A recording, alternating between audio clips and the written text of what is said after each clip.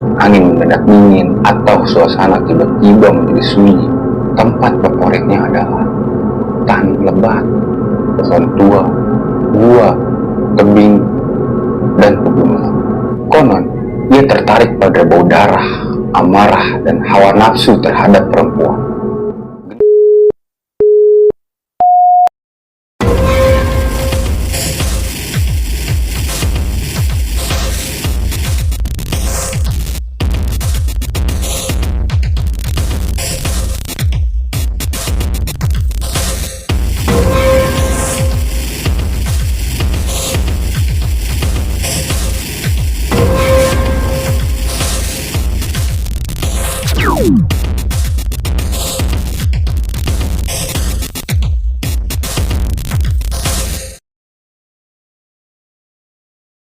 Iya, my friend, welcome back to Bakra Story Channel. Jadi di video kali ini kita akan membahas sejarah tentang genderuwo.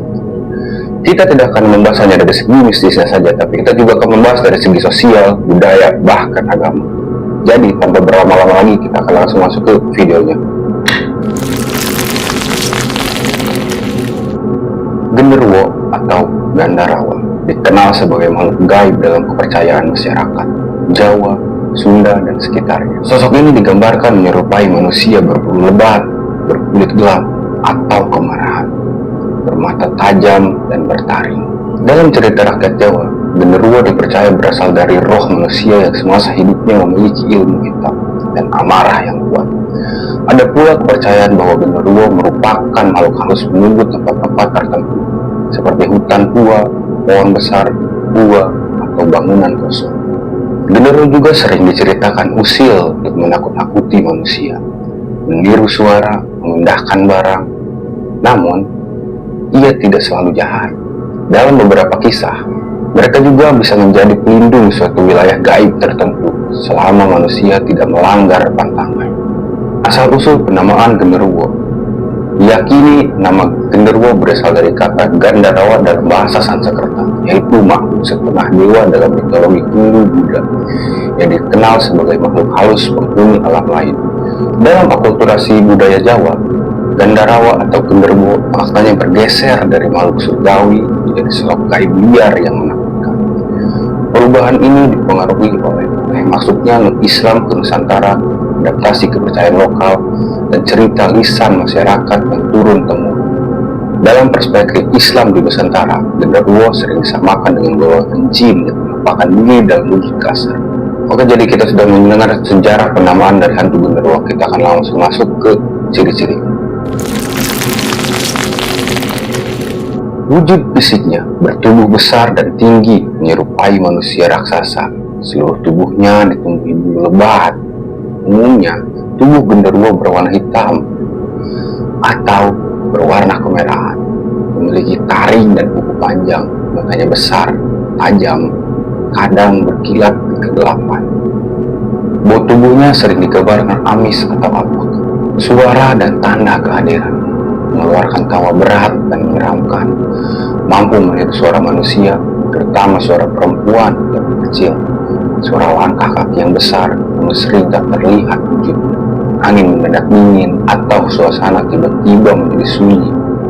Jadi, tempat favoritnya adalah hutan lebat, pohon tua, gua, tebing, dan pegunungan. Atau juga dia biasa muncul di bangunan kosong, tempat yang dilewati manusia, area yang dianggap keramat atau angker. Sifat dan perilakunya juga tidak kalah mengerikan. Sifat usil dan mengganggu, bukan selalu sering membunuh.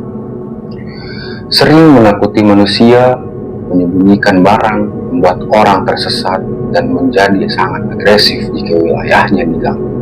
Konon, ia tertarik pada bau darah, amarah, dan hawa nafsu terhadap perempuan. Genderuwo juga dipercaya memiliki kekuatan gaib. Dia bisa menghilang dan menampakkan diri sesuka hati, dapat berubah rupa menyerupai manusia, memiliki kekuatan fisik yang besar. Dalam kepercayaan Islam di Nusantara dikaitkan dengan golongan jin. Ia juga memiliki ciri budaya yang unik, sering dikaitkan dengan pelecehan gaib. Dalam cerita rakyat digambarkan menyukai perempuan yang sendirian, dan menjadi simbol nafsu liar dan sisi gelap dalam manusia. Oke, jadi kita sudah mendengar ciri-cirinya, tempat, dan bahkan kemampuan gaya film. Jadi kita akan langsung masuk ke sesi selanjutnya, yaitu perspektif sosial dan budaya. Genderuwo adalah bayangan liar, menjaga batas manusia. Di balik rimbunnya hutan, di tempat matahari enggan menyentuh tanah, masyarakat percaya ada sesuatu yang mengawasi sejak lama. Bukan manusia, bukan pula hewan, ia adalah genderuwo. Konon, genderuwo bukan hanya sekedar hantu penakut dalam cerita pengantar tidur. Ia adalah perwujudan kekuatan kolektif manusia terhadap alam dan sisi gelap dalam dirinya sendiri. Orang-orang tua dulu percaya setiap tempat memiliki batas. Seperti hutan bukan hanya kumpulan pohon, gua bukan sekedar lubang batu, dan pohon tua bukan sekedar kayu berumur ratusan tahun. Di sanalah genderuwo dipercaya bersemayam. Masyarakat tidak menyebut namanya sembarangan. Mereka memilih berbisik, menunduk, dan menjaga sikap. Bukan karena genderuwo selalu jahat, tapi karena ia tidak suka manusia yang lupa diri. Genderuwo juga sering digambarkan bertubuh besar, berbulu lebat, dengan tawa yang berat, menggema di antara pepohonan. Namun yang paling menakutkan bukan hanya wujudnya, melainkan sifatnya yang mencerminkan nafsu liar manusia, amarah, keserakahan, dan keinginan tanpa kendali. Dalam budaya lisan ada pesan tersembunyi. Ketika manusia melampaui batas, ia akan bertemu dengan sesuatu yang lebih liar dari dirinya. Dalam kehidupan masyarakat, cerita genderuwo sering digunakan untuk melarang anak-anak bermain terlalu jauh saat senja, atau mengingatkan orang dewasa agar tidak sombong saat memasuki alam yang bukan miliknya. Ia menjadi penjaga tak kasat mata, simbol bahwa alam bukan tempat yang bisa ditaklukkan seenaknya. Seiring berjalannya waktu, ketika agama dan modernisasi datang, genderuwo tidak menghilang. Ia hanya berubah rupa. Dari makhluk yang ditakuti menjadi kisah yang diceritakan berulang. Dari kepercayaan menjadi legenda, dari legenda menjadi tontonan. Namun di desa-desa tertentu hingga hari ini, orang masih percaya jika hutan tiba-tiba sunyi, jika angin berhenti bergerak, dan jika tawa berat terdengar tanpa sumber. Mungkin kamu telah melewati batas yang dijaga oleh genderuwo. Oke, jadi kita sudah mendengar dari perspektif sosial dan budaya. Kita akan langsung masuk ke sesi selanjutnya, yaitu perspektif di media dan perfilman. Transformasi dari mitos ke tontonan. Dalam media modern, genderuwo mengalami pergeseran fungsi.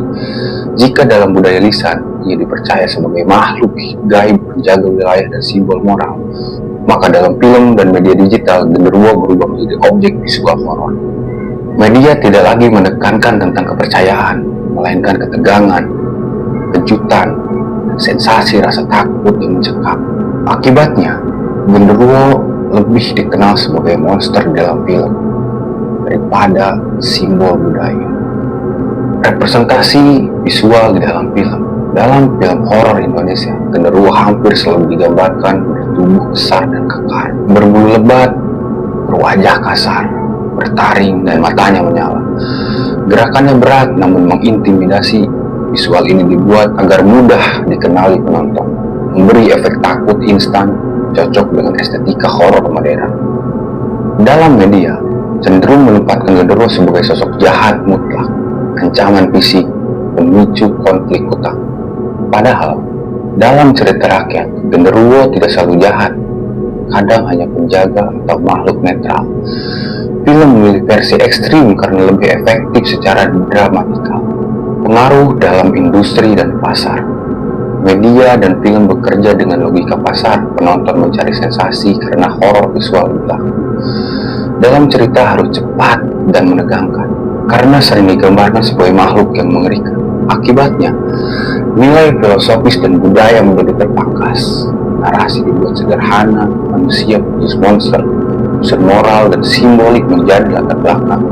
Di era media sosial, genderuwo hidup kembali lewat konten YouTube, TikTok, dan podcast horor.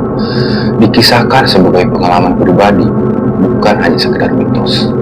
Ini membuat genderuwo tetap relevan, menjadi bagian dari budaya populer dan berada di antara mitos, hiburan, dan kepercayaan. Representasi media menyebabkan generasi muda mengenal genderuwo dari film, bukan dari tradisi. Makna budaya bergeser menjadi sekedar horor, namun juga membantu pelestarian mitos lokal dalam bentuk baru menjaga keberadaan genderuwo. Dalam perspektif media dan film, bertransformasi dari simbol budaya menjadi ikon horor visual dan disederhanakan agar efektif secara sinematik, lalu kehilangan sebagian makna filosofis namun tetap hidup dan dikenal luas melalui media modern. Oke, jadi kita sudah mendengar dari perspektif media dan perfilman. Kita akan masuk ke seri selanjutnya, yaitu perspektif agama.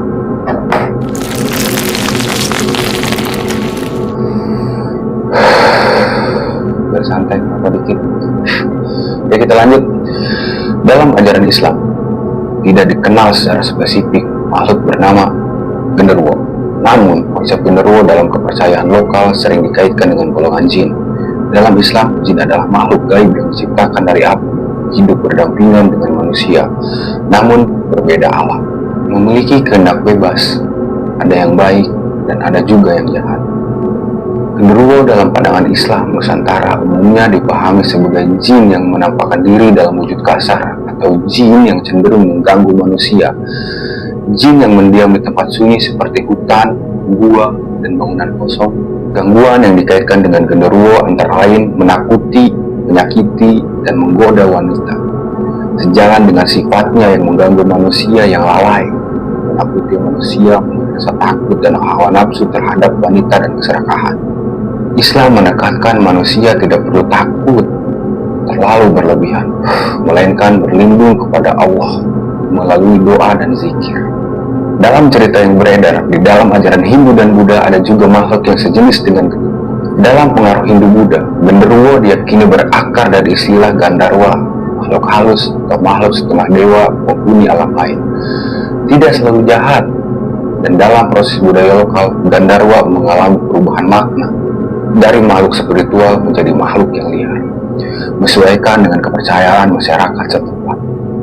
Dalam kepercayaan kejawen, genderuwo dianggap sebagai penunggu alam, tidak selalu bermusuhan dengan manusia. Gangguan terjadi jika manusia melanggar etika dan keseimbangan kejawen. Kejawen menekankan harmoni antara manusia dan alam, sikap sopan terhadap tempat keramat, kesadaran spiritual dalam kehidupan sehari-hari. Genderuwo dilihat bukan sebagai iblis mutlak, melainkan sebagian dari tatanan kosmis. Secara teologis, kepercayaan pada wujud seperti genderuwo dipandang sebagai mitos budaya yang diakui. Agama adalah konsep makhluk gaib secara umum, seperti jin dalam Islam. Agama mendorong umat untuk tidak terjebak pada ketakutan irasional.